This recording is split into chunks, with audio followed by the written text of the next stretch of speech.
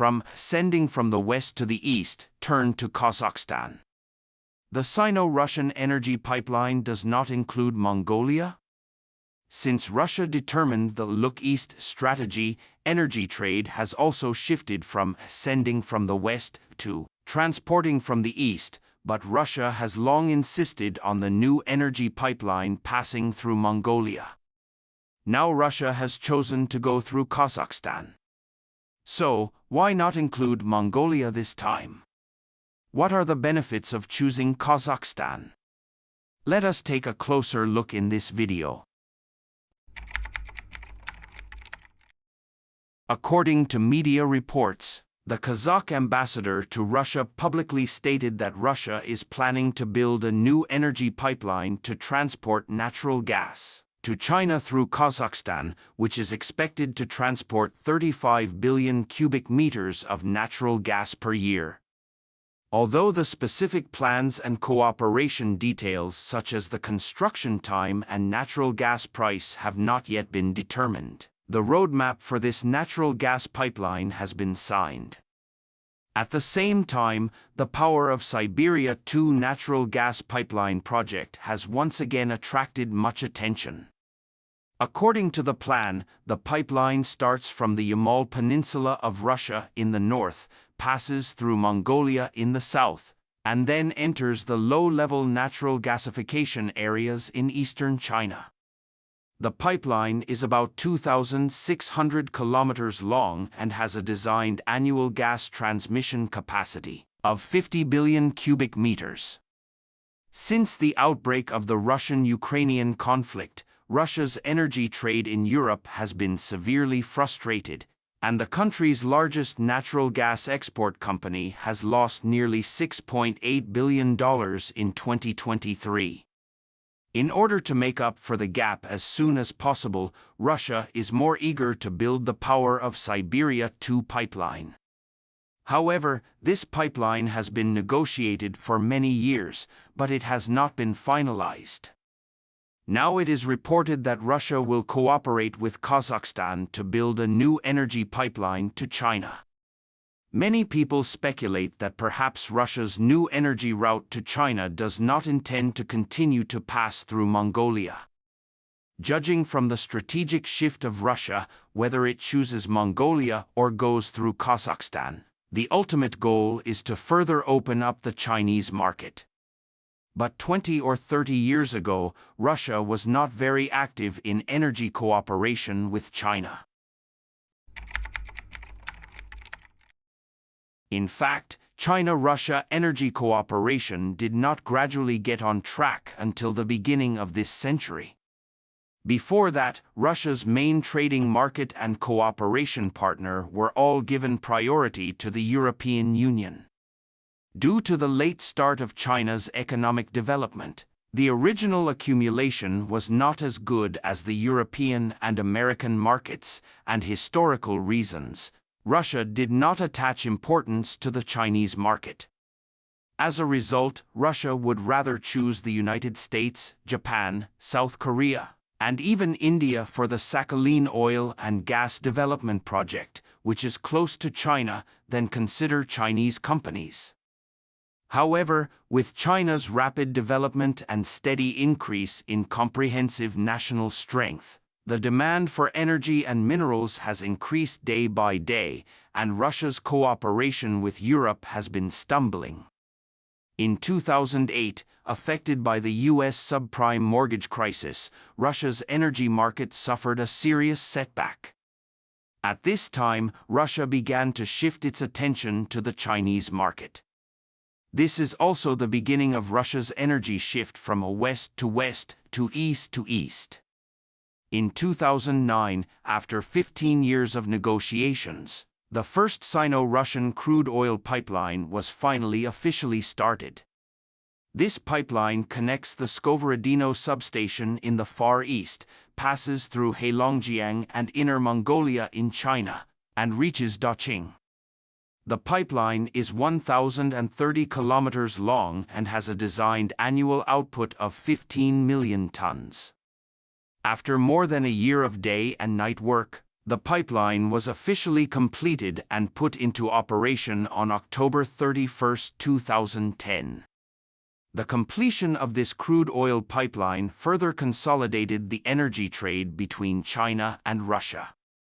Immediately after the Crimea incident in 2014, Russia was under pressure from all sides in Europe and the United States, which caused Russia's energy trade with the West to be seriously affected again.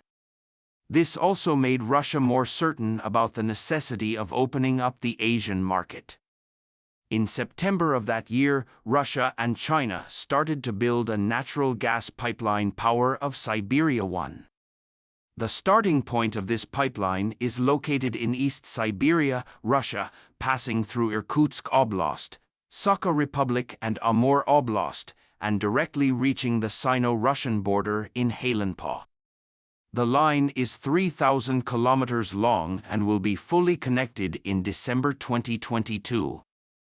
During this period, the second line of the China-Russia crude oil pipeline project was also started in 2016 and completed in 2017. This means that China's annual imports of Russian crude oil through pipelines have increased from 15 million tons to 30 million tons. It is precisely because of these natural gas pipelines and crude oil pipelines that Russia has stabilized the energy trade market. After the outbreak of the Russian-Ukrainian conflict, despite the sanctions from Europe and the United States, and the domestic economy has not collapsed. According to statistics, in 2023, Russia's liquefied natural gas supply to China surged by 23%. In the first half of this year, the volume of liquefied natural gas transactions between China and Russia has reached 3.515 million tons. According to the Deputy Minister of the Russian Ministry of Energy, Russia plans to increase the volume of gas delivered to China through the Power of Siberia No. 1 pipeline to 38 billion cubic meters in 2025. But for China and Russia, the annual gas supply of 38 billion cubic meters is far from enough. So shortly after the opening of pipeline No. 1, China proposed the construction of pipeline No. 2.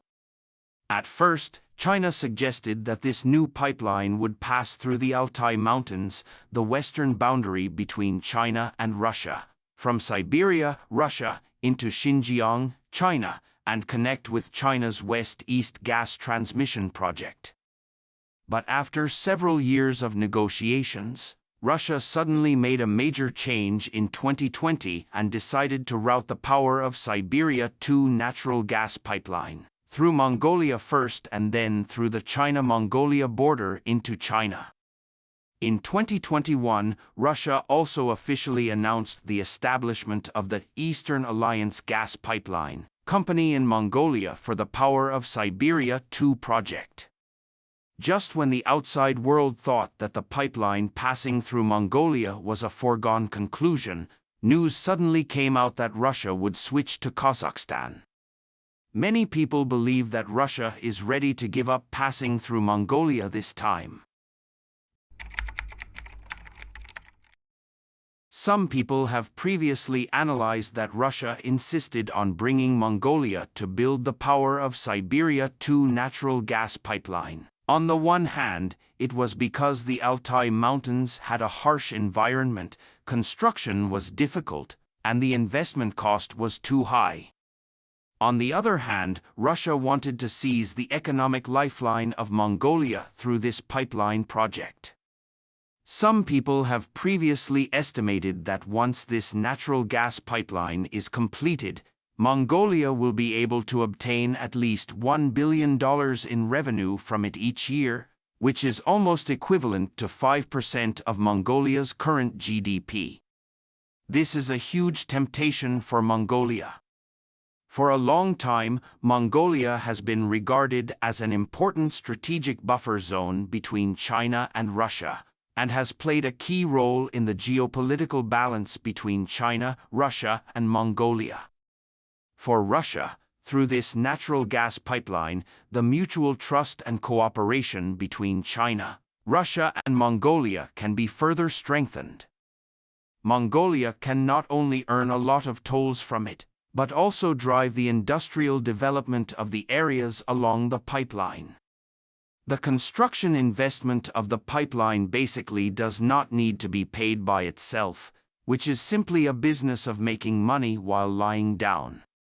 However, Mongolia has been insisting on promoting the so-called third neighbor strategy in recent years.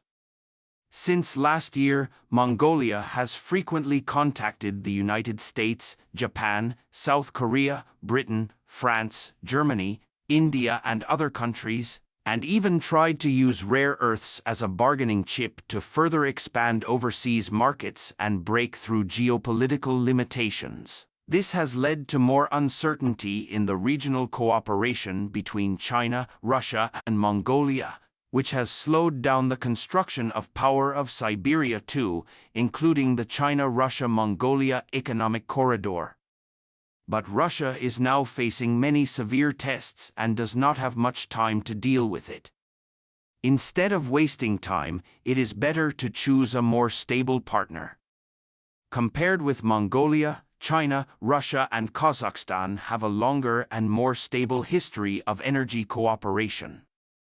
As early as 2006, China and Kazakhstan built a China-Kazakhstan crude oil pipeline. The total length of the pipeline is more than 2,800 kilometers, with an annual oil transportation capacity of up to 20 million tons.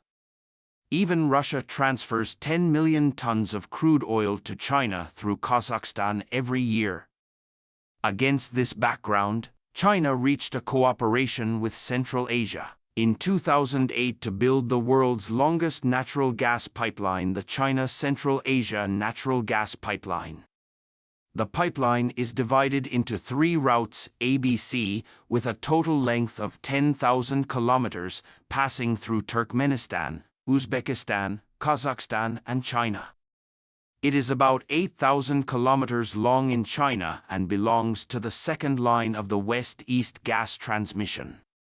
As of 2019, the natural gas pipeline has been in operation for 10 years, and the cumulative gas transmission volume of the 3 lines has reached 294.6 billion cubic meters. With the construction experience of the China-Central Asia Natural Gas Pipeline, the new natural gas pipeline planned to be built by Russia and Kazakhstan can be smoothly incorporated into the West-East gas transmission line. Therefore, for Russia, choosing Kazakhstan is simpler, more direct, safer, and more reliable. Thank you for watching. If you enjoyed this video, don't forget to like, comment, and subscribe to our channel for more great content. See you next time.